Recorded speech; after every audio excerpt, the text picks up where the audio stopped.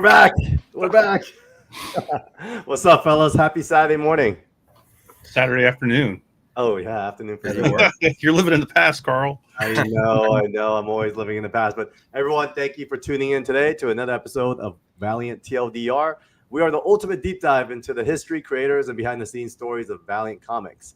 Here to join myself, I am an OG Valiant fan from basically the very beginning in the 90s. And then I kind of fell off, got distracted by cars and girls. And then we have Jason Richardson, a.k.a. Southern Comic Geek, all the way live from Dallas today, who's been riding the Valiant wave since day one.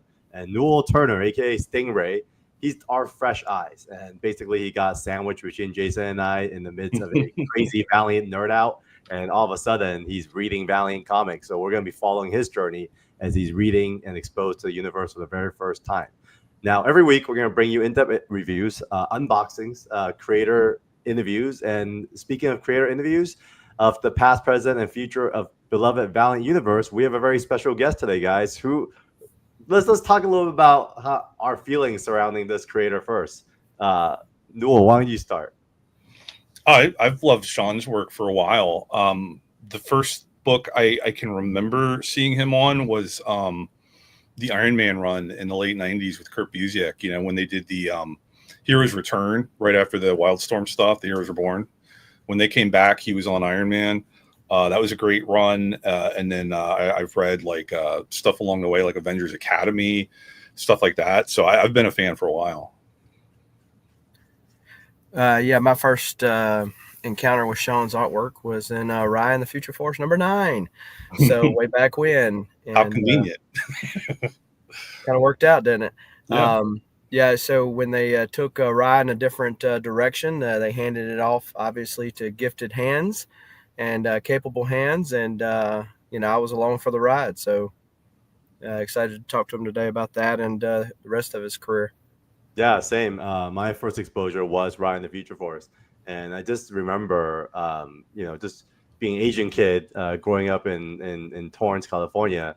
There's just not a lot of like Asian kids on comic books. And so RAI in the Future Force was so apparently like future Asian. And I was like, oh, wow, this is so cool. And so then seeing his name was like, dude, there's an Asian guy drawing this? This is so interesting. And so, yeah, with that said, let me do a quick intro. I basically, for those of you who are tuning in later on this live stream, please make sure to like, comment, and subscribe below. But our guest today, for those of you who have been following 24/7, Sean is not only one of our founding creators, but also the artist on RAI and the Future Force, where he started his career. And it went on to sell almost 1 million copies. So let's join us to share in on the stories and recollection of Mr. Sean Chen. Hey, Sean. Hey, guys. Thanks for having me on the show. Really appreciate it. So. Yeah, we're happy to have you. Fun times. And so, I mean, a quick agenda for the audience today. What's up, Tom? Marvel #1 fan. We're going to convert you into a #1 Valiant fan. Really simple, guys. The agenda today is we want to talk about Sean's journey as an artist. We're going to spend a little bit more time on like the Valiant days, obviously, for the context of this podcast. And then we're going to go into audience and Q&A, just us Q&A. And audience, if you're tuning in today, feel free to drop your questions in the chat. And then last but not least, we are going to do some art show and tell.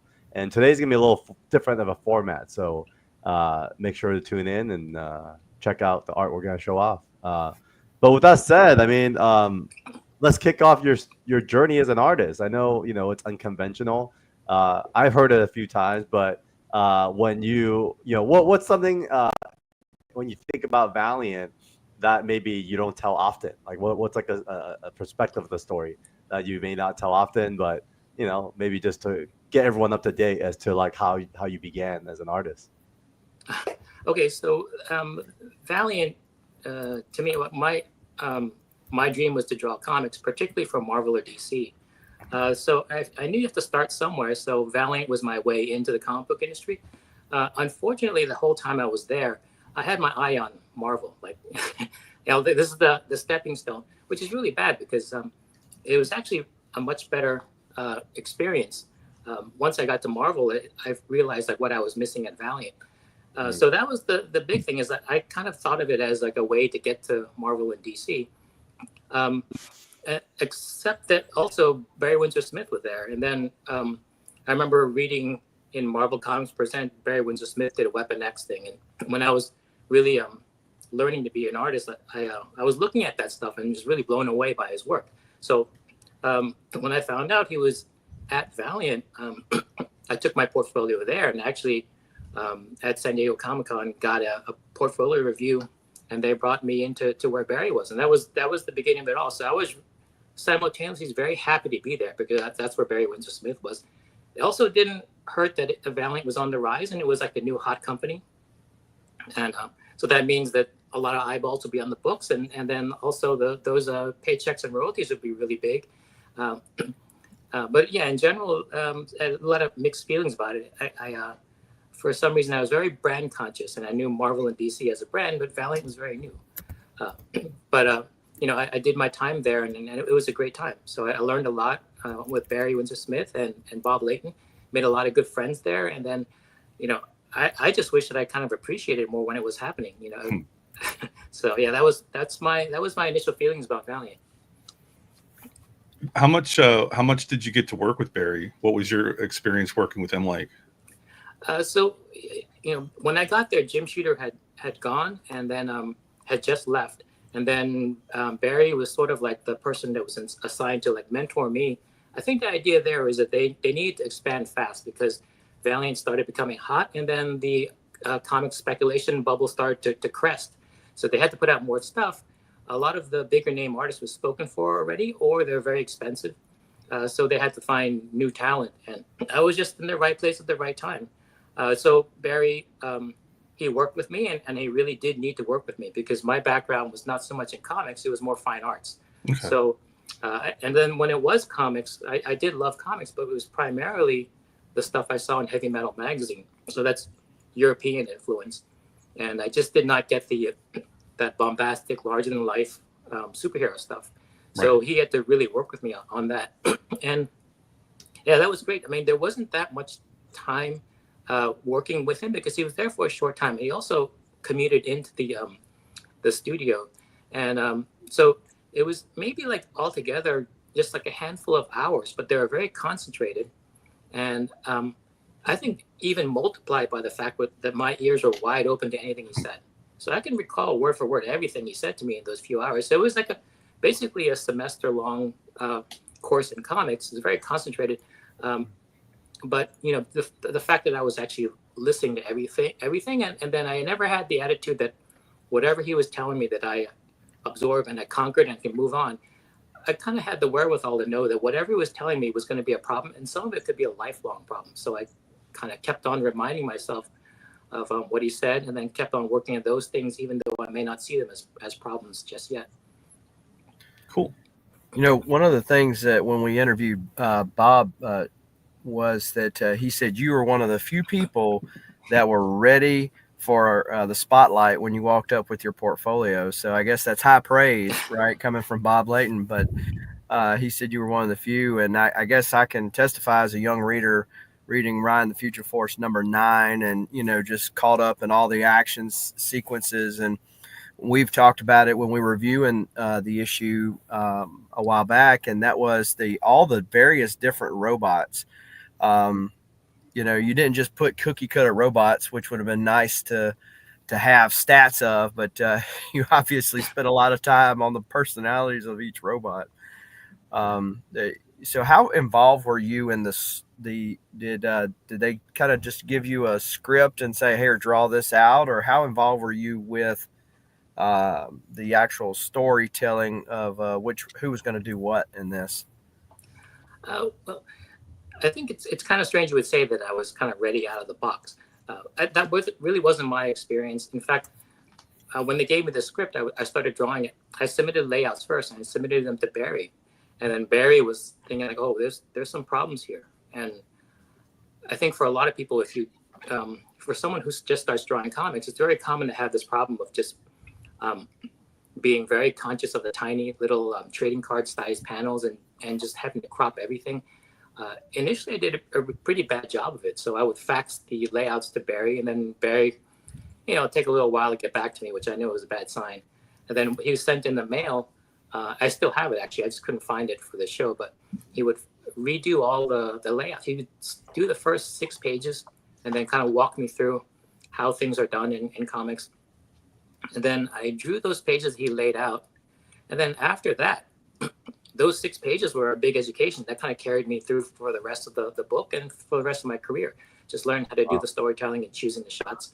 I think what was hard for me to get my head around, like being a fine artist and also an artist inspired by Heavy Metal magazine, that big all-American, larger than life aspect that you get in superheroes, I didn't really understand. I think Bob Layton and Barry had to work with me on that, and then I finally got it. I can kind of see like what they were talking about, but initially it's a little rough going. And as far as those robots are concerned, there's actually not as hard as you think, because each robot was kind of different and they're more organic. So it's harder to draw a robot based on a design they give you like a 3-view turnaround, and you have to draw over and over again. So a lot of times when I'm just drawing a comic, I would just make up anything because they're all different and they're kind of like organic and insectoids, and no rulers are needed. So I would draw half the robot, and I think the only challenge was drawing the other half because they're symmetrical. So I remember drawing half the robot very quickly because you just make it up as you go along. But then when you have to draw the other half of their body, you have to like look at the other side and make the arm and the claws and the teeth all the same way. And that was the hard part. So if you're going to draw a lot of robots, these days in my Evermind book, I draw a lot of robots, and they're all basically cookie cutter robots. And that's really like pulling teeth to make them look, on spec. So this is, it was easier than you would think. So, and also a lot of this stuff was taking artwork that was done for other books, like the artists like James Brock or whoever's drawing Magnus. They will always say like, it looks like this, the city looks like this person looks like this. So a lot of those designs are already taken care of. So I would just have to put them in motion. So it was the Malev Emperor. I thought that was the coolest looking robot. Was that one that was already done that you just kind of borrowed somebody else's design, or was that one that you came up with? I don't think that I came up with it. It's kind of hard for me to remember. I think it was probably drawn before. And someone who drew, maybe it appeared in Magnus or something. Gotcha. So what I did though was, I think it was always drawn very organically and very loosely. And it was a robot. So I brought a lot of mechanical, the symmetry and the hard lines to it. So I had to really reinterpret it. And then it's so detailed. And I think I put it in that pose where it's like has his hands on these floating orbs, and just to get like a real creepy look. Yeah. Let me see. Let me pull up the Emperor. I'm trying to find her. I know that's Newell's favorite design when it comes to the robot. Yeah. But I'm trying to find a good shot now of that, so we could talk about it. What issue was the Emperor most prominent? I think she was in TN. There you go. There you go. There you go. Yeah. Yeah, it's really trying to get that face, and then to segment it up to look like a hardline robot while also being feminine. So that was a challenge. And then I think whoever designed it probably put like 8 or 9 tentacles coming out of her head, and I kind of went crazy with it. And then a strange thing, Barry came around and said like, "Oh, this is really great what you did with all these tentacles. It's really great, but you should really, like, on the side that's away from the light, put a shading in there. So it's not just an empty tube. It has like a shadow side to give it volume." Yeah. And I was like, holy cow, you gotta be kidding me. To like, it's like, and we do it now, but in the beginning, you just think like, when you draw metal, you just draw the outlines and then the color takes care of the rest. But really, you have to actually get in there and work it.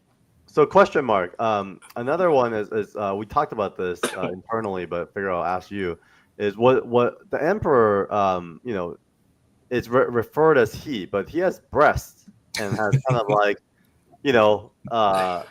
details that are like of both sexes. So was it by design, and like do you remember the origins behind the Emperor and why it was designed a certain way?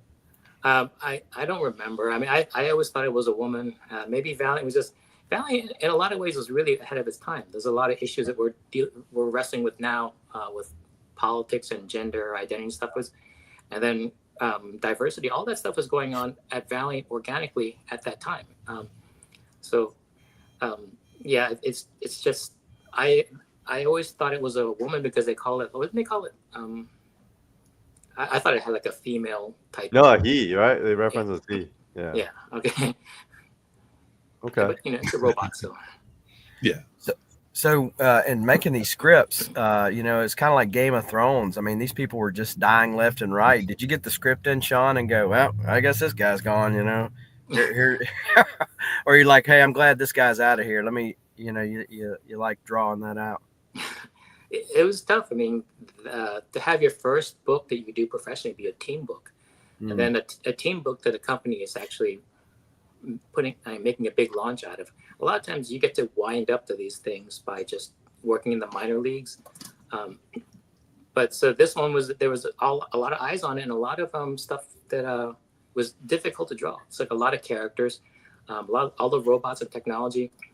And, I would just read the script and try to draw what I thought the company wanted. So and it was a team book where like different characters were coming in one issue and then leaving, and then different characters would come in. So yeah, it wasn't a standalone team book. It was going back and forth with the Magnus book. So that's a lot of coordination between there. But growing up, I was always a reader. The art would get me into the story, but the writing would keep me there. There was a show that I always like to watch called Reading Rainbow. You familiar with that show? I'm very familiar with that show. Yeah, it's one of those things that it's kind of like a lost media thing, but you can kind of dig it up. I think one of the guys who was in marketing said that there was a good opportunity to be on this PBS show for kids. And, I think everyone's kind of, if you are our age, everyone's saw that show because so I did that episode and they came and filmed it. And that was really difficult to me because I was not really a guy that was, that my first time in front of the camera, I was not comfortable at all. So they asked me to draw LeVar Burton being chased by a robot dinosaur. So I did it. And then, you can see a young Sean Chen and everyone makes fun of the mullet that I had. Dude, mullet was a jam. And I remember they were giving me lines to say, and I realized that, I'm not an actor because I can't repeat lines. Like as soon as they tell me what to say, I will forget it while I was saying it, and then I can't finish the sentence. And they were very patient about doing it again and again. And they cut it all together, and then it ends up on PBS. And then people will call me saying they saw it, and they would just laugh their ass off. Yeah, dude, PBS was a thing back in the day, and when you get a show that's anything about comics or like collectibles, everyone talked about it because it was such a big deal. So who's this guy? That's Jeff Vita. He's still he's a kind of still in the pop culture arena. Okay. So a lot of production people. So that the office had a lot of art. One of the few studios that had artists work there. And then there's there's a female editor. So, who is that?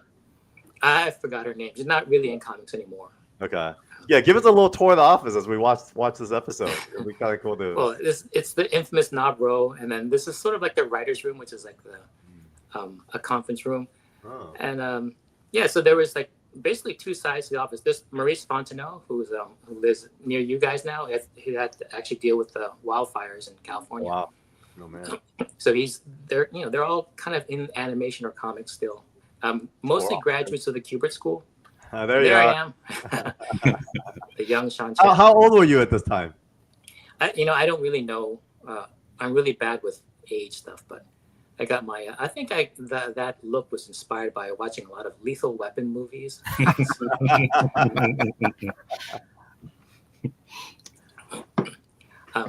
go. The dinosaur I was talking about. Yeah.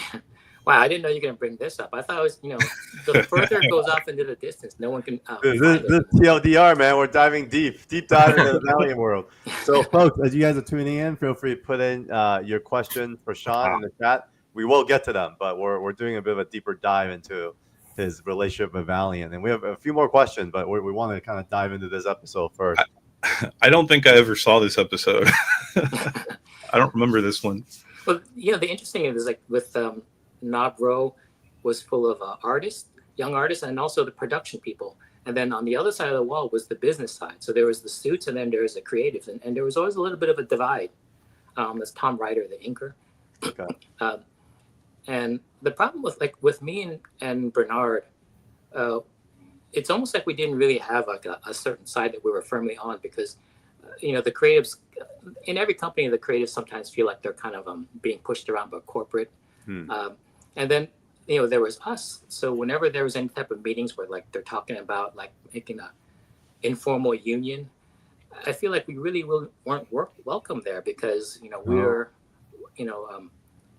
kind of more important on the corporate side, just like they needed us, and then like the production people had the feeling that they could be replaced, so they always had to like look out for their needs. So it was made a lot of friends there.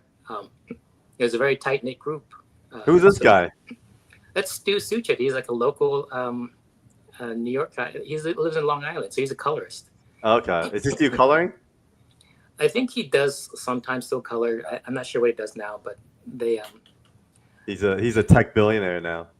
Who knows? But look, this is cool getting to see the hand coloring the paint. Yeah, It is cool. It is cool. Yeah, and one thing, like when you look at RAI, the large part of the appeal, like my art was kind of half baked back then because of my first job. But if you really like that book, it's mostly because of the coloring of Mark Cesar, and they have a way of using these watercolors, which watercolors have a tendency not to be as brilliant as computer coloring or even markers, and so there's a problem of getting that saturation. But somehow at Valiant, they're able to get those colors to be really saturated, really bright. Yeah. So it was a great process, and it's kind of like part of that whole Valiant look. Who's this?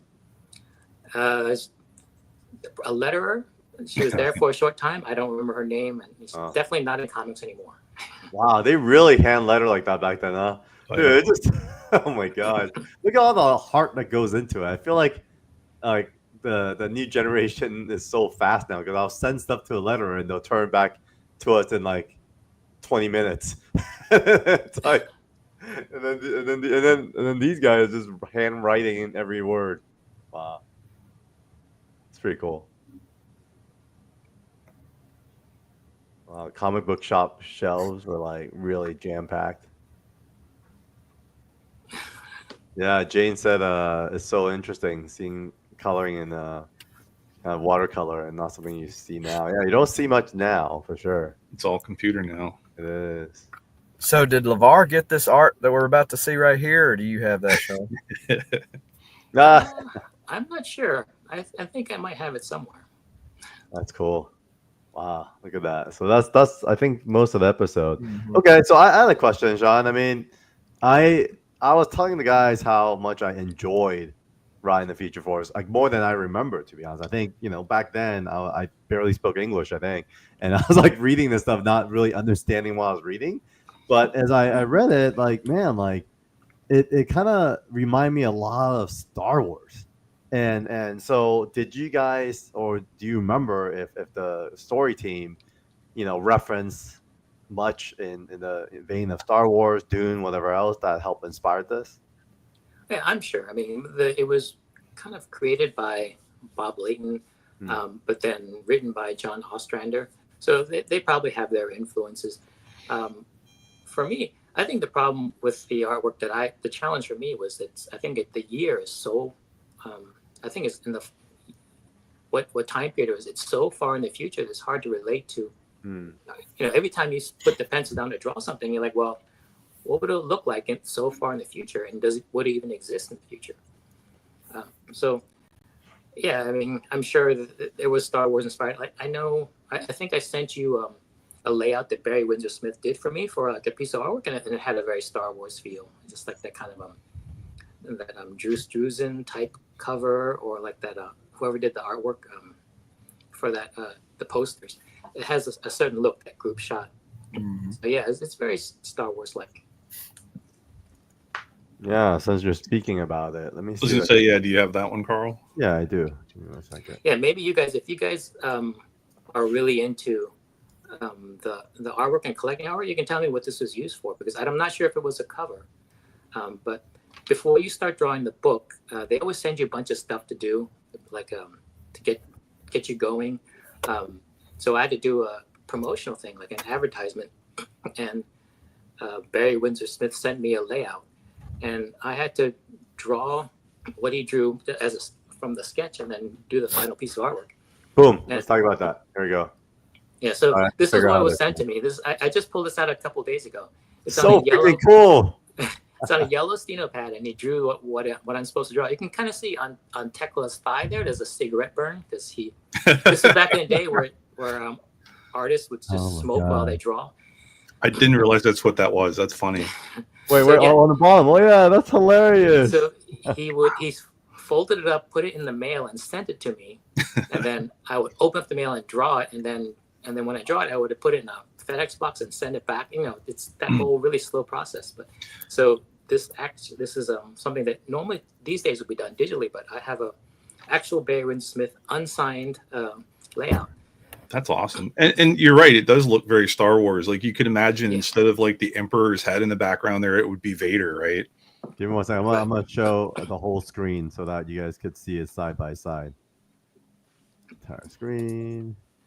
And I don't recognize that as a cover, so I'm sure they use it for something else, probably like an advertisement to appear in Wizard to advertise a series.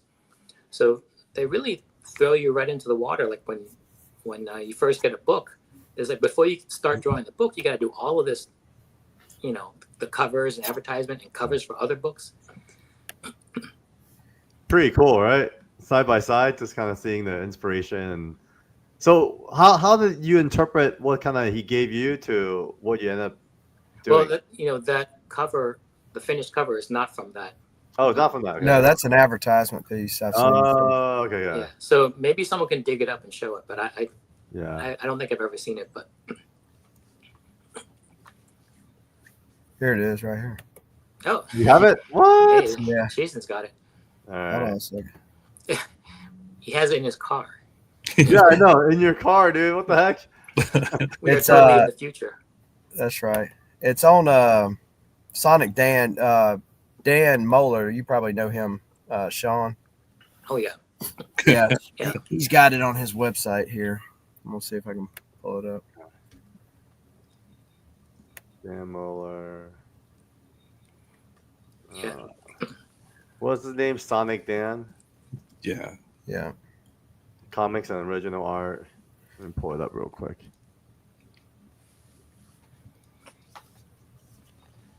Yeah, so that was my first time drawing all those characters, and I remember I was struggling to draw Magnus Robot Fighter because the reference they sent me was from like the 50s, and they just kind of drew things really stiff. So I kind of drew it the same way, and then I remember working with Barry, and we're struggling on that one figure, and it looked like he was taking a crap when he was actually, so then Barry said, like, well, there's nothing really wrong with the drawing, although it's missing something because it just doesn't have that. So I kind of kept working on it. But so he said, basically something that fixed it all for me was said, like, well, because you got to think this is Magnus Robot Fighter. Where is it, Jason? Try clicking that link in the private chat. Oh, in the private chat. Okay, cool. Let me pull it up. It's funny, Sean, because one of the things that we were commenting on when we were reading RAI was but we were talking about how fluid Magnus was, with all the like kung fu fighting the robots and he was very athletic, and we were wondering if he was an Olympic gymnast or something. Well, they told me that you can't have everyone fighting the same way, so I was trying to find any type of difference between the way they all fought. It's like people use guns and Rai uses his sword. So Magnus did his karate chop thing, and he has like magic hands that can just like cut through any type of metal. So, and then I think Barry told me, or Bob Layton told me, like, when he's going after this robot, just have him just like swan dive right through it. Yeah. Like, well, that's crazy. It was kind of crazy, but it's so much fun to see him right through two of them. Yeah. We noticed that too. We were talking a lot about that, and it's kind of cool to hear about the collaboration between you guys. So would you say he worked with everyone that way, as almost like a creative director, or was it more just you and his relationship? I think the idea was to get the best work from artists that are not already hired by Marvel or DC, you have to hire new people. And then I think they kind of understood that you have to, in order to stimulate professional work, you have to work with them. So, Barry they would walk up and down Knob Row, and then if they noticed something, they would just kind of, they wouldn't look at everything and just micromanage, but just walking by and they would just catch something and say, hey, you can do this better by doing this. And that was kind of like a daily thing. So, I owe a lot to them. It was like a great, that studio system doesn't exist anymore, and the mentor system doesn't really exist anymore, but it was a big part of my development. Yeah. Did you feel like that they were steering you toward like a house style, or were they kind of still letting you do your own thing? I don't think there was any type of push. I think they kind of, from early on, they were criticized for having a house style. So that's not something they wanted to push. And I think for me, it was just me trying to be Barry Windsor Smith, and then just not really achieving it that well. And that was kind of my style. I'm not sure what other artists, but I think all of us kind of drew differently. And I think if there was a style, I think one thing you will notice is that the storytelling is not this sort of like a montage style that you see with Image. That there's like backgrounds in every panel that tells you where you are. And, when someone's coming to speak, you can watch them coming up in the previous panel and walking away in the panel afterwards. And that's something you don't really see in other comics. And that becomes kind of a look. And the fact that you have a colorist working with watercolors, I think they all kind of like fed off of each other and worked in a certain way, and that gave it a look too. And the fact that we were kind of the anti, we worked in a different way that Image worked, and I think they all kind of thought in a way where everything's like very, in your face and very bombastic. And I think I was trying to do that, but that didn't come naturally. So I kind of played it like a movie in my head, and then just draw what I would see on the movie screen. And that just kind of became my style. Yeah, and speaking of kind of like your style, and even since we have Weapon X here, what does this cover mean to you? Well, I was saying how before you start your book, they gave you a lot of other stuff to do because the script's not ready yet, but they want to keep you busy, and they have like a lot of need for work. So this is actually my very first thing I ever did for Valiant, probably like my very first thing ever published. So I think they thought I would get a kick out of it if they hired me to do the cover for Solar 19. They said, well, your script's not ready, so do this first. And then, surprise, Barry Windsor Smith is going to ink it. Wow. So I was like, wow, holy cow. So I think, I'm not sure if I came up, I think I probably came up with the composition, and then I drew it, and then Barry kind of went over it and kind of fixed things up. And then he just was in his office. This is like, I think, something he didn't do in his home upstate, but he was actually in the office that day and just kind of just inked it right there. Of course, he inks the three figures, and then the rest of, the inkers in Knob Row will kind of do the rest of the line work. So when I got the art back, I made a point to have him sign to me, which, which I think if you know Barry, that's big. Like, he doesn't sign things too often because he was really good at keeping his signature rare. So, and so this is the very first piece I ever did, and then my very first collaboration with Barry. So it meant a lot to me, and it's something that I have, and to this day, it's one of my prized possessions because it was really my entry into the comic book business. That's really cool. Yeah, I didn't know that. I didn't know it was your very first. And what's cool is he also signs his full name, like Barry Windsor Swiggle. Yeah, that's very rare to find. But yeah, and I think he became BWS basically. Right. Like pretty much that's all everyone gets. Yeah, it signs BWS on his covers, but then when he's an inker, he signs lowercase BWS. You can kind of see down below in the credits. Oh, interesting. Man, he's so thoughtful, man. I love that guy. And this is another thing. When it came time to sign, this is my first piece. You're supposed to put your signature on the cover, like you're supposed to. So I signed it like I would sign it. He said, sign your name here, and we'll paste it in. I signed my name like I would sign a check. And he's like, he's looking, he's like, oh no, it doesn't have panache. So he's like, it took like basically 10 seconds. Like, let's see, CHEN, and they kind of drew out this way of writing my name. And he said, like, that looks good, right? And then so I I sign it like that, and then that's the signature I use to this day on my covers. Oh wow, that's cool. That's fun. All right, what else? Valiant. Couple of things. I mean, yeah, we talked about Magnus. We talked about, so Spylock. When Spylock was no revealed. Do you remember Spylock and what he was revealed to be? Yeah. Did we talk about that already on the show? We did, right? Because Newell actually guessed it. He guessed it based on. Well, I guessed it. Yeah. Yeah. Was that always a plan, or was that something that they figured out later? I think the only thing I knew about Spylock was that he was covered in a robe and you can't see his face at all. And they said it's a spider alien in disguise. And then always kind of put him in the background, kind of lurking. He's kind of like a mysterious, ominous figure that kind of just lurks around and kind of saves the day a lot of times. But we don't really know whether we can trust him. And that's really all I knew about him.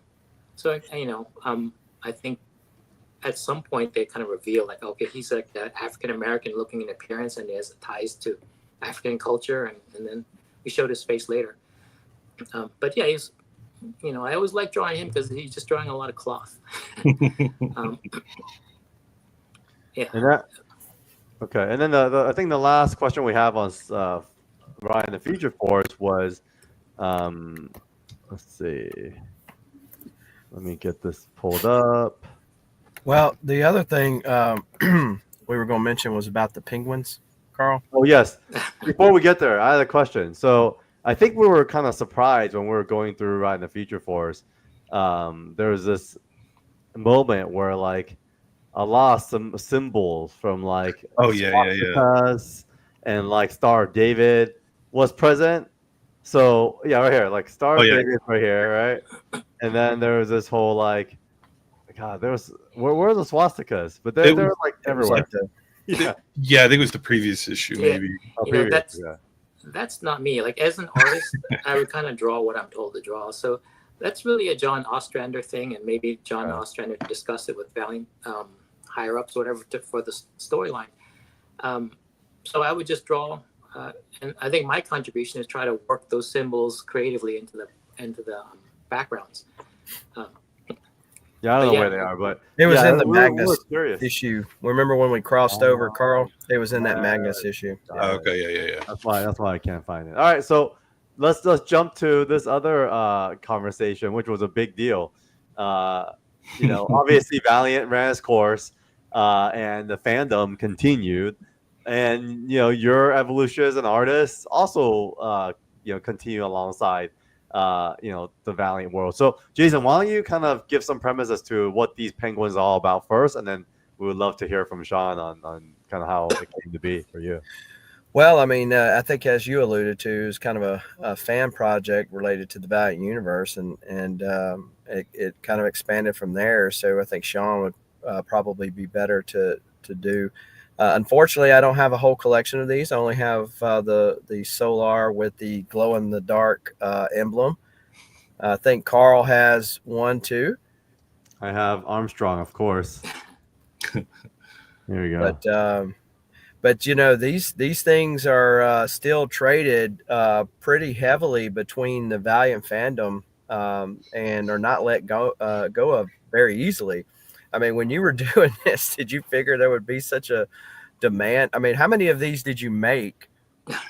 I think there's probably like 30 of each one. I think some of them got up to like 50 of each one, 50 of them. So the way to start out was I kind of want to try my hand at sculpting figures. So I want to do like the Randy Bowen type full figure superhero sculpts. So I think it was a little bit difficult to just right out of the gate sculpt like a Wolverine. So I started with animals, like very simple thing. I would sculpt either a human head, and without the body, or I'd try like a penguin, because a penguin is very easy to do. There's no real head or no real hands or anything. So once I worked up my way up to harder and harder things.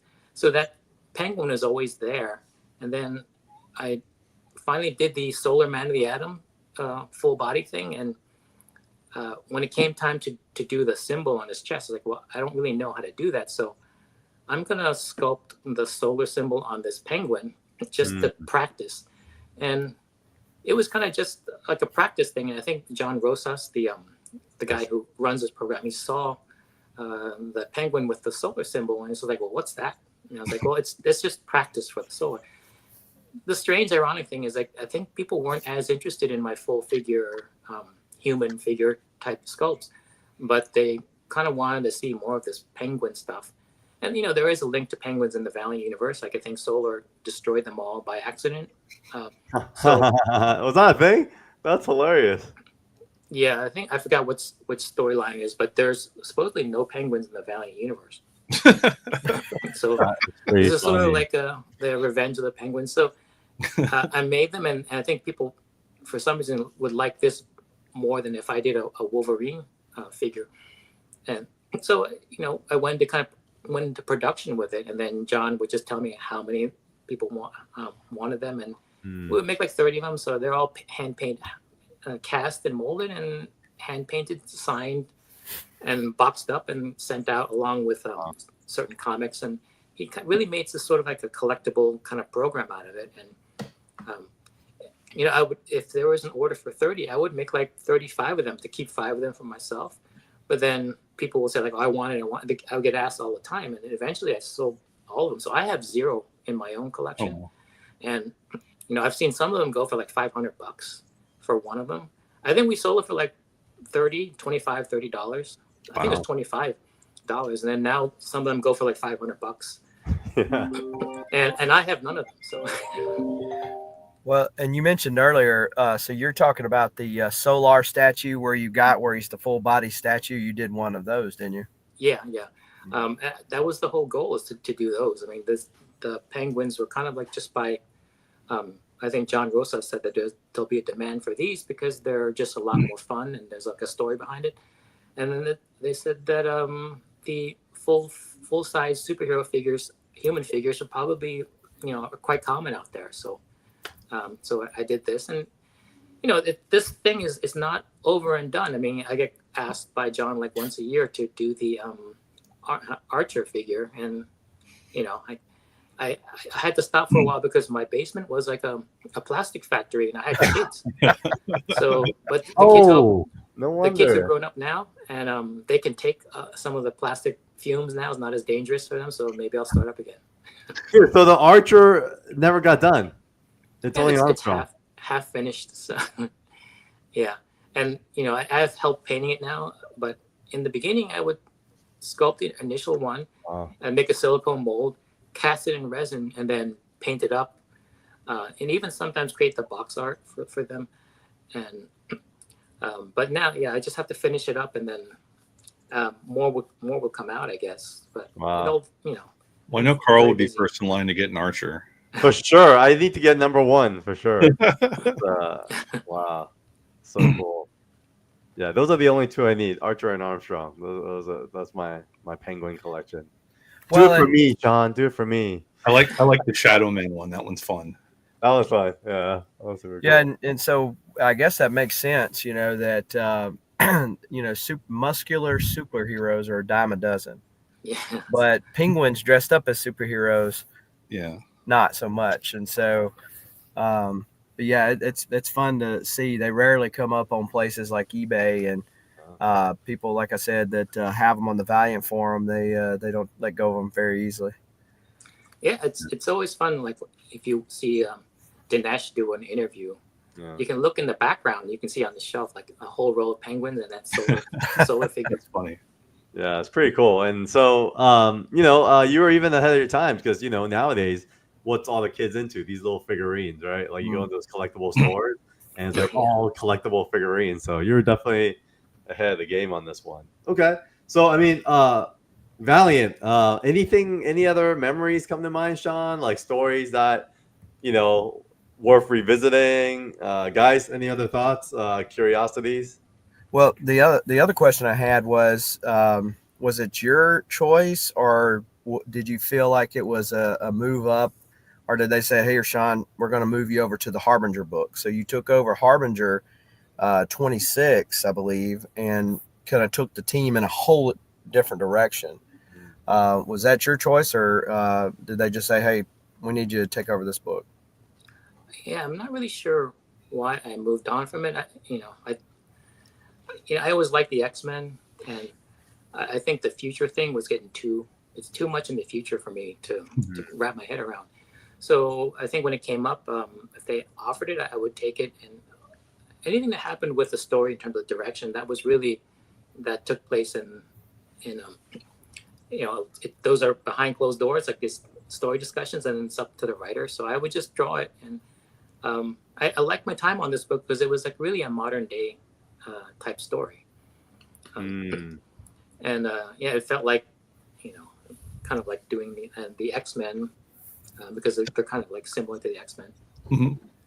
Well, and I tell you, Carl, when I ran into Dan at the con last week, he specifically told us or suggested for a show that we go through the rest of the deal because he really liked Sean's work, on the turnaround, and it doesn't go for that many issues. So, okay. So he's saying like go through the 26 to the end. Yeah. Okay. Oh, so did it go from 26 and then ended? What issue did Harvey? 30 something. Oh, okay. I remember this cover a lot. I remember this Christmas tree cover. It's the one. Yeah, that's cool. Yeah, it went to 41. So 41. 26 to 41. Yeah. How many issues did you do, Sean? All of it? I don't remember. I don't think I'm very slow at drawing, so I don't think I can last that long on it without someone filling in. So yeah, I'm not really sure. Looks like you were on the book for the majority of it till about issue 37.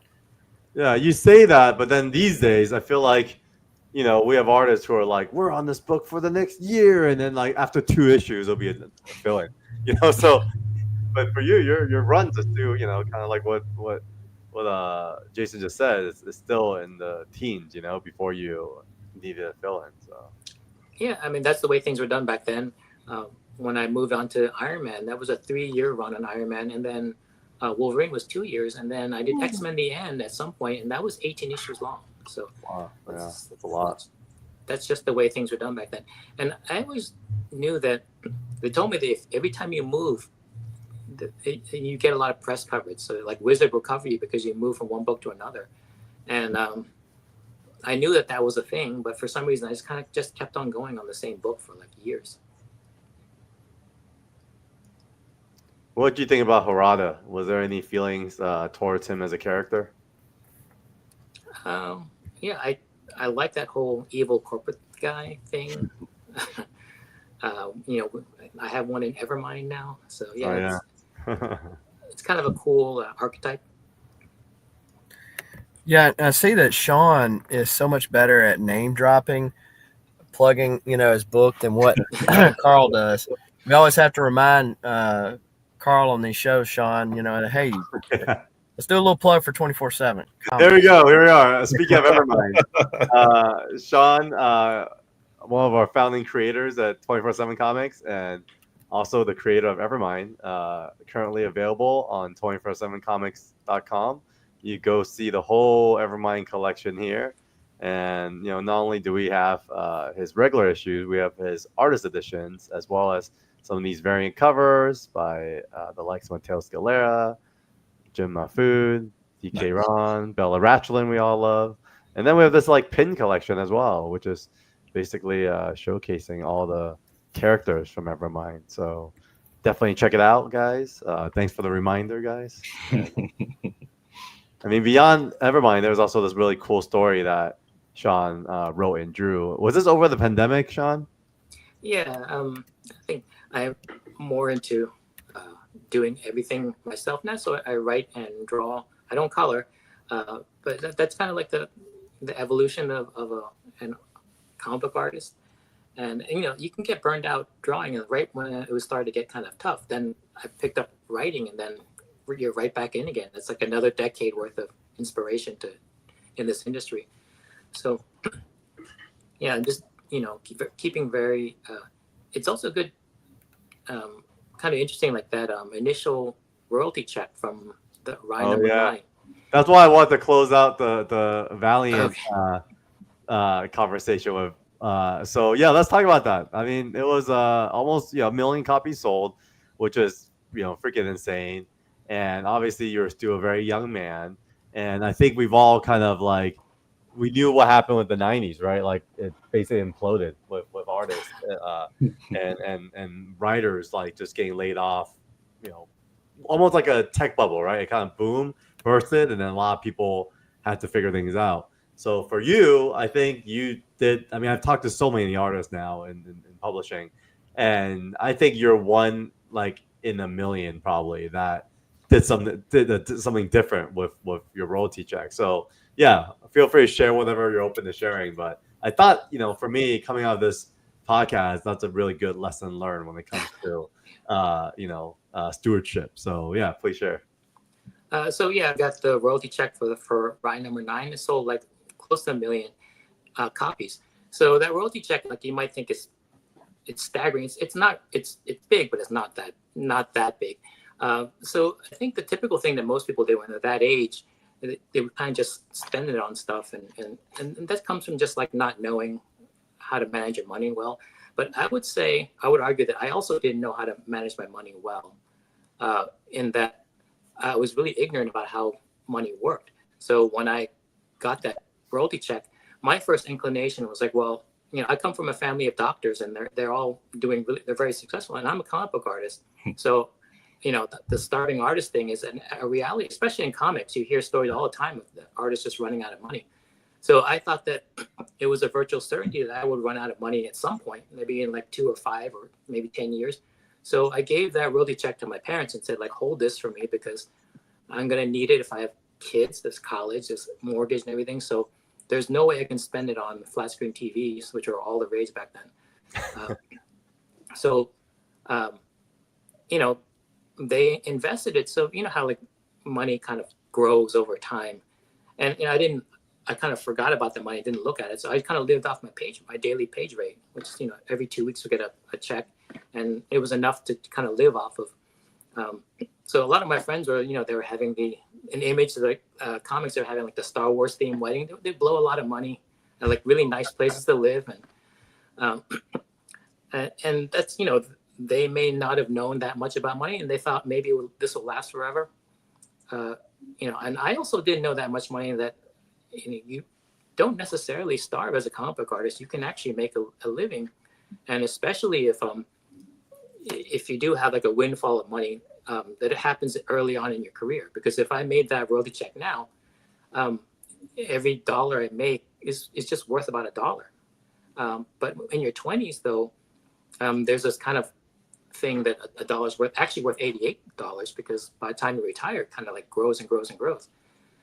So as a result, if I had a $200 page rate now, a lot of people feel bad about that, but you do, if you're 20 years old, you have a way to parlay that into more. So a $200 page rate when you're 20, if you sock it away, it's actually a $17,000 a page rate, which is a staggering amount. So if you just think of it that way, not many people know that. And so I would say like I got lucky because, it was really out of ignorance. It was fear-based.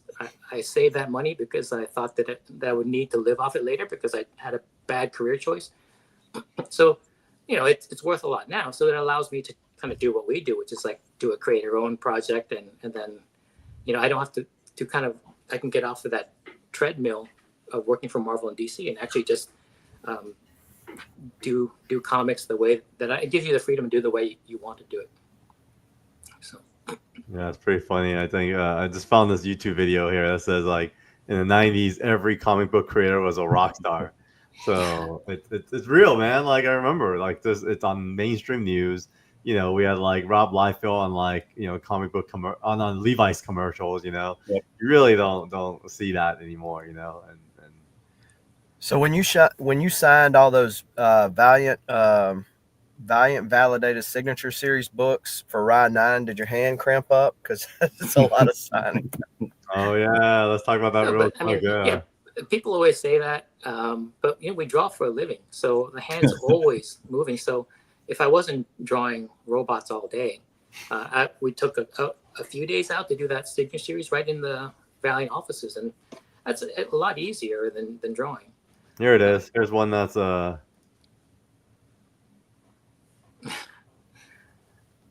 Yeah, I remember. I don't know how many of those were done, but I remember it taking a few days. So I signed those with my inking partner at that time was Catherine Bollinger. So in the beginning, she signed her name Catherine Bollinger, and then I was like, that's not a good idea because we have like whatever 1,000 of these, or I don't know how many we had to do. So in the end, she signed like Cat B. good advice. So I mean, with that said, let's pivot into audience. If you have any questions, let us know. But we're gonna dive right into basically show and tell.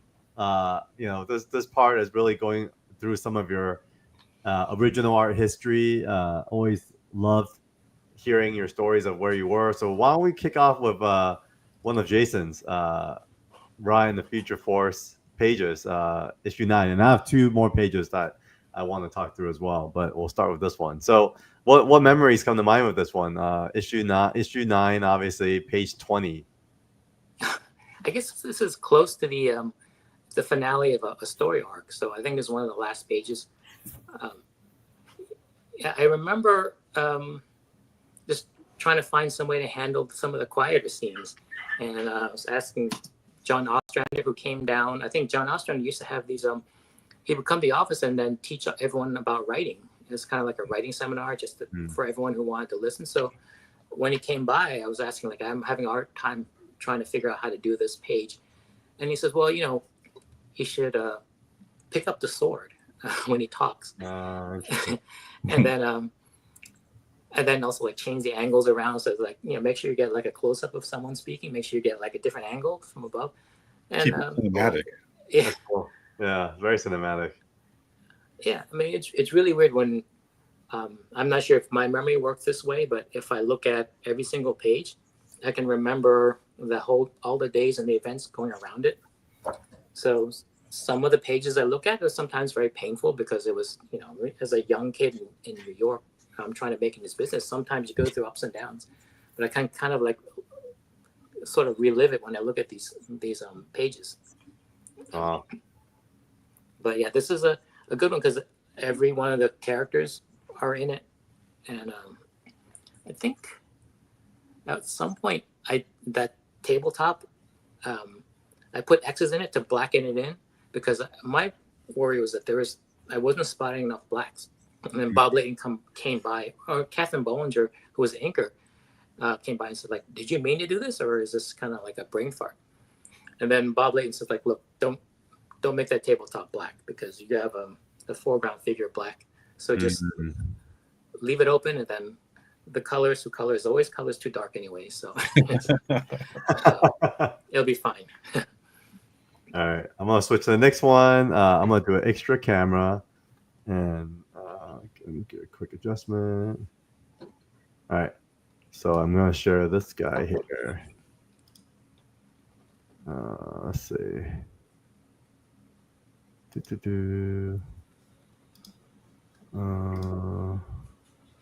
Sorry, I'm trying to figure out how to put this. Oh, there we go. Here's this one. So I got the live page in itself. This is page, also issue 9, but page 8. Yeah, there's one of those pages where Magnus Robot Fighter is just diving through those Mallet robots. Yeah, I'm not sure where I got that idea. I think it's just Bob Layton just telling me how to draw larger than life. Just draw someone diving, but instead of like diving through into water, he's diving through something metal. So and then there's karate chops too. Like we know there's like Magnus fights with karate chops. Was that intentional? Like that was kind of like something you guys talked about in the story? Yeah, I think they came by and told me like how all the characters worked. And Bob is a very animated guy. He would actually get up on a table and act things out. And then like there's one scene where someone like grabs this, I think like maybe it was Legia or one of the female characters was grabbed from behind in a chokehold. And so he's looking at what I do. He's like, look, no, you got this is what you got to grab this girl in production and put her in a chokehold. And then I was like, okay, I got it. Let her go. That seems like a Bob kind of thing to do. Yeah, it seems like you would pull that off. Whatever it took to get the best work out of us. I mean, I think that's what had to happen. So he's very animated, and I think that was one of the most important things I had to learn. Coming from a fine arts background and coming from a European comics background, there wasn't that larger than life feel. So they had to. That was the hardest thing for me to learn, is try to make things. I didn't really appreciate that Kirby and Buscema stuff because to me it looked like they didn't draw people that looked like people. But then it wasn't until later I can really appreciate it. Yeah, you are definitely more like a realism. One of the early guys who really pushed in that direction. Even for this, it was cool. Like even where these like battle on flying cars type panels were super awesome. So what were you doing during this page? I guess the same as the last page, right? Because this is I'm still trying to orient myself to actually realizing the dream of drawing comics, working with Barry Windsor Smith, and also living in New York for the first time. So there's like a lot of turmoil in terms of like it's a lifestyle change, and it's all good stuff. And so I think that was kind of all going on at the same time. It's just a little bit overwhelming and trying to create as good as I can artistically while all this is going on. So here's my second page, page 16. It's a good Spylock panel. Yeah. Oh yeah. Okay. Yeah. This is, I think, from one of the later pages. Yes. I can kind of tell. It was painful to watch you guys showing some of the earlier stuff. I haven't really looked at this stuff since I did it, and I kind of make it a point not to look at it because it's kind of painful because you kind of see all the mistakes and kind of really embarrassed. But then I noticed as you guys were going on as issues went by, it actually looked better than I remembered it because I was actually learning as I went. So that page there with you see like Spylock in the foreground with the two guns. Originally, he was a full figure standing next to RAI, near RAI. And so Bob Layton was walking by. He's like, you know what? The viewer is kind of like, 20, 30 feet away from this scene. The distance there kind of makes it kind of separates the reader from the action. It's like if you take this Spylock figure and frame the panel by bringing it up close, this L shape that he creates with his gun and his head and his body, that could frame the scene, and that makes it brings you into the panel because now you have something that's like 3 feet away rather than everything being like 30 feet away. And from that point on, I remember he said that, and I kind of do that all the time now. It's like a lot of times you have to be taught these things, and being right there in Narborough while Bob Layton walked around, it was a great education. Yeah, that's cool. Yeah, this is one of my personal favorite pages. It's pretty sick. I haven't uploaded these yet after today. Yeah, they always have that rubber cement stains on there, the brown stuff. It's kind of unfortunate, but we didn't really think that these things would have any value. So. Yeah, because they were just production art at the time, right? It was just work, part of the process. Yeah. All right, next one. We'll jump to Bloodshot Volume 1. How long were you on Bloodshot for? Because issues 27 and on. Yeah, I think it was a fairly short run. I don't really remember, but. So do you remember this page and what you were doing at the time? Sort of. I mean, I remember that book was very high tech, and that was always very tough to do. It just took a lot of time, and then trying to get figures to be very big and muscular without being distorted. And I don't know how successful that was, but that's a struggle because if you draw people realistically, it feels really wrong to draw something like this. So he looks a little bit like the Hulk there. Yes. Yeah, it does. Yeah. Then every time I see the tech stuff, it kind of it gives me a lot of anxiety because it's not easy to do. But for some reason, I end up on all these books where there's a lot of technology to draw, and it's just a chore to do all the time. So you, Dick Giordano, inked this for you. You got any stories to tell about, working with Dick, or was this your only issue to work with him? A lot of times I would just do my portion and then just run it through the system, and then whoever's inking is inking it. I remember like John Ostrander, Dick Giordano would come by, I think for a while, like once a week or something like that, to do like an inking seminar. And that was always very interesting to watch him, how he thinks through a page.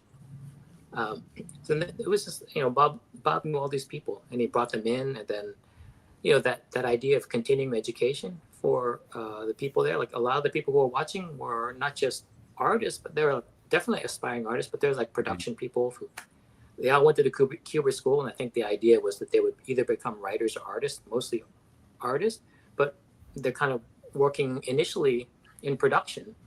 So, when they bring these big names by to do these classes, it really meant a lot to us. So I would watch them all and learn from them. But as far as these pages, I would pencil them and then put them through the system, and they just come back inked. And sometimes I don't know who's the inker was supposed to be, but. That's cool. This looks kind of like an absolute bloodshot. It was part of the storyline. It was like a 4-part mini. So. That's awesome. All right, Newell, I think you have a few pieces you want to show. You want to do it digitally, or you want to do it? Yeah, if you want to pull them up, that's fine. Yeah. No, I can throw you in here, and then have you and Sean. Okay. Yeah, either way. So, Sean, this is a recent one. You did this for me last year at Baltimore. You remember this one? Oh yeah, it's cool that you have your character, and for someone to have one character they collect, I think it's great. Unfortunately, like that character is usually like Batman, or something like that people seen 100 times. So when this comes along, it's like, wow, this guy, you have a point of view. I mean, you have a guy that you collect, and then it makes you special because you're that Stingray guy. Appreciate that. Yeah. So yeah, to do those at the shows, it's tough to do like a full watercolor 11x17, but I'm glad to do it for you. So. Oh yeah, well, I'm super happy with that. I was glad to get that. The other one I have is I don't have any Valiant art that you did, but I have this page here from Avengers Academy. Oh wow! Okay. Yeah. Yeah, very much like Harbinger. I mean, these books are kind of all very similar, but yeah, that book. I think I came off of X-Men: The End, which is like one of their marquee books that they focus on, and then from that I moved on to Avengers Academy, which is problematic because it wasn't one of their books that that was, I mean, from the get-go wasn't going to be a big seller, but my page rate, because I was one of the artists in the 90s, was set pretty high. So you just kind of like do issue after issue until someone notices, like, hey, there's this guy who gets paid a lot for a page doing a book that doesn't support that page rate. So it's time to sunset this guy. So that was kind of my, they showed me to the door at Marvel, because like, they didn't really have a problem. Like if you're doing X-Men, it's okay for that page rate, but Avengers Academy, I did a lot of issues. I love that book and I love the writing in it. But you can't do it with that page rate. So it's either you take a pay cut or, it just didn't fit. And it's one of the sad things about doing these corporate comics is that I think there's a lot of stuff in the news now about how they pay artists, and it's very problematic. But my page rate has only gone down since the big days, because the industry shrank a lot. So yeah, a lot of times it's kind of right sizing, trying to find the right company and trying to find the right page rate that they can afford for the right books. So I'm glad I don't have to deal with that now, because I'm writing my own story and do it for 24/7 Comics. So yeah. So one last one to show and tell. This guy here. wow. Okay, that's War Machine. Yeah. Again, you can kind of get pigeonholed into the guy that draws technology, and a lot of times people think like, well, you do that. They choose you for that because you're such a good artist, and not many people can do that. It's not really true, because the hardest thing to draw is a human figure. To draw it to look, relaxed or fluid. a lot of times when a big problem is amateurs draw figures very stiff, and when it comes time to do like these man-made things like these guns, cars, robots, those are all understandable hard line things that you can actually use a ruler and work out mathematically, and you can draw this stuff. It's easy to wrap your head around. It's a lot of work to do, but it's something that you can't understand. Drawing a figure like Barry Windsor Smith draws a figure like a female, or like Conan, that stuff is a mystery. It relies more on intuition and then just actual talent. So this stuff can be figured out mathematically. So this stuff is easy to draw, and I leaned heavily on it. So that's why they kept giving me books like, RAI, Iron Man. I'm the guy that just draws technology. And speaking of drawing technology, I didn't notice these on the RAI pages, but one of the things you always do is you turn the page around and then you reflect on it. So when did you actually add this technique to your war chest? Okay, it's something that people don't do too often, but really I think it's kind of like a hack, and then there's several reasons to do it. Number one, when you draw, it's a very messy process, like a lot of discovery going on with the pencil, and all that stuff has to be erased, or it gets in the way on the final product. Like the inker has to know which line you mean. So initially, there's drawing with a lot of lines. So I do that on the back side, so that the back is really messy. And then when I flip it over on a light table, I can see my underdrawing through the paper, so I can select the one correct line out of 7 that's on the back. And it just leaves the front looking a lot cleaner. And then also that's what the editor sees. So the editor doesn't see the backside, so they think that I'm just like really good. They just don't see any of the trial and error on the back. Straight to inks. And another reason to do it is because a lot of people don't know, like when you're an artist, you tend to draw well on one side of the body, and then the other side is kind of falls apart. And it's just the way that our brain works. So I can draw very accurate down the left side of the body is accurate. And then the right side is just basically measuring off the left side, and it's not as good. It's like maybe 80% as good as the other side. So when you flip it over, the right side becomes the left side, and then you can draw down that side. And so when you finally trace it off on the front, you get the best of both worlds. And so it's initially a lot of artists find it hard to do that in the beginning, but after a while,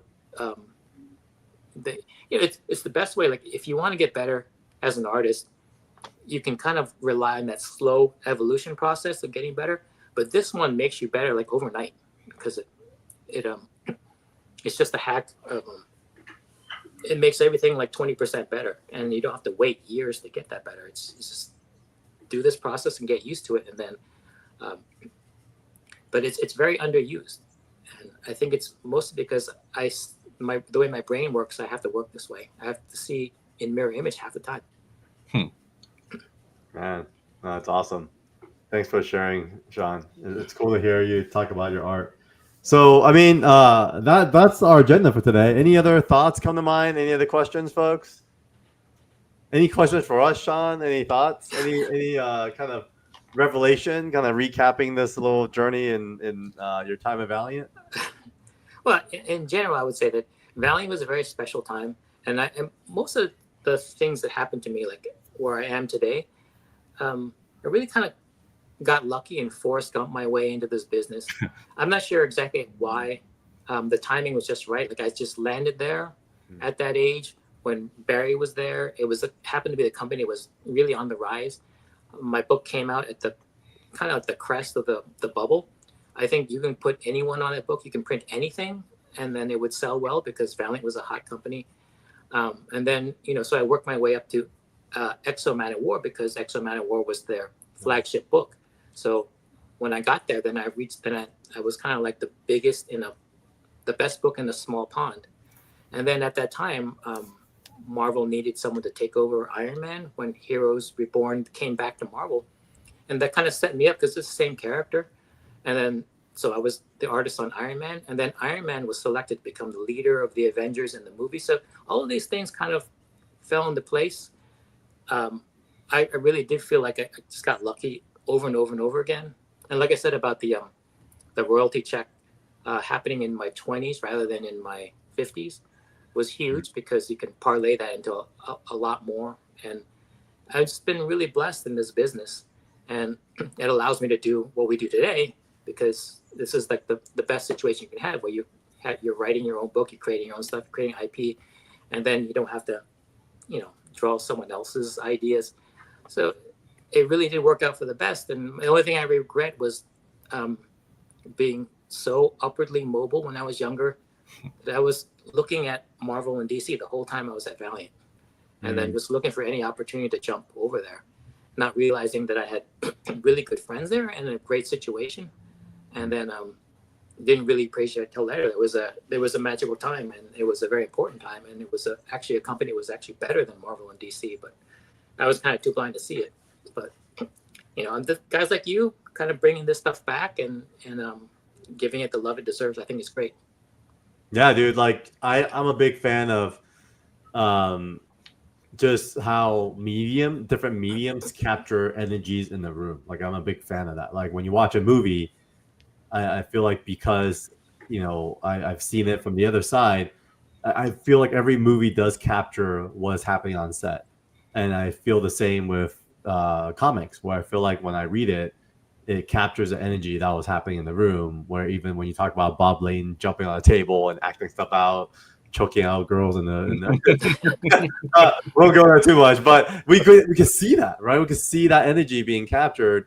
And you're right. I think a big lesson there, kids out there, be present, man. Like you never know, right? It's like often we get so ambitious about where we want to go, we forget to enjoy what's around us. And I feel like that's something, I personally have to learn in my older age, where just enjoy what you have now and like make the best decision you can, and don't think too far ahead, because once you get there, it's not what you expect. It's really, it may not be what you want. And so with that said, we're here in the present now, Sean. I think we had a question from Majestical Repeat. So besides the negative and cons that will cause some problems for artists, I wonder if AI tools will help improve the creative process for comic books. I think you're right that it'll improve the process. I don't think it can draw comics. Like just from knowing what it takes to draw comics, AI is very good at making a one-off thing. Like you sent me this Studio Ghibli picture of ourselves. It's very good at that. But then if you were to, you have to do a series of artwork that kind of tells the same story. It's not very good at that yet. So just the keeping the characters consistent and having when you draw one figure in the next panel, you can't make him look like he aged like 5 years. You can't give him a different hairstyle. So then you have to keep on changing the prompt over and over again. It gets very tedious. So right now, AI is very good at certain types of art. Like if you want a thumbnail for your YouTube show, it's very good for that. Like very low value type, very quick things. It will not. The art also ends up in the museum sometimes, and AI is not good for that. They don't want that there. You guys collect artwork too. Like you don't want that for your stuff, but so it has its place, and I think it's very useful. I think from a writing and art standpoint, it's a good place to give you like a start to build off of. But it can do maybe 80% of things well, but then when you either write or draw comics, you have to do 100% of things well. Like I never know if I have to draw a car or a horse, but I can't say like, well, I can draw a horse, but I can't draw cars. And AI kind of does that. It does some things extremely well, like way better than I can do it. But there's some things that it can't do, and because it can't do the entire suite, it's kind of useless for comics still. Yeah, I agree. I think at the end of the day, I mean, there's no secret amongst everyone here. I'm obsessed with AI, but even the way I see it, I'm a very kind of emotional type consumer, and I'm really into it as a data aggregation tool. I think it's a great place to mine ideas. It's a great place for research and inspiration. But I agree, like AI can't even get Stingray's shirt right, and so right. there's issues there. Carl likes to stay up late at night talking to Chat GPT about deep thoughts. You're not wrong, and you're the victim on the other side to have to see the results. All right, so man, we're here now, world of AI, but really good to kind of reminisce and always bring me back going to Valiant and our love for it, and hopefully, Noel, you could start feeling and sharing a lot of what Jason and I been through kind of in real time. And so, yeah, everyone, thanks for tuning in today. Very meaningful episode in many different directions. And so, yeah, any other last words from anyone else, or else I think we're done for the day. I think we're good. All right. Thanks everyone for tuning in. As always, everyone, please stay on so we can upload, and we'll see you guys next week. Yep. Cool. Thanks a lot for having me. Thanks for coming Thanks, on. everyone.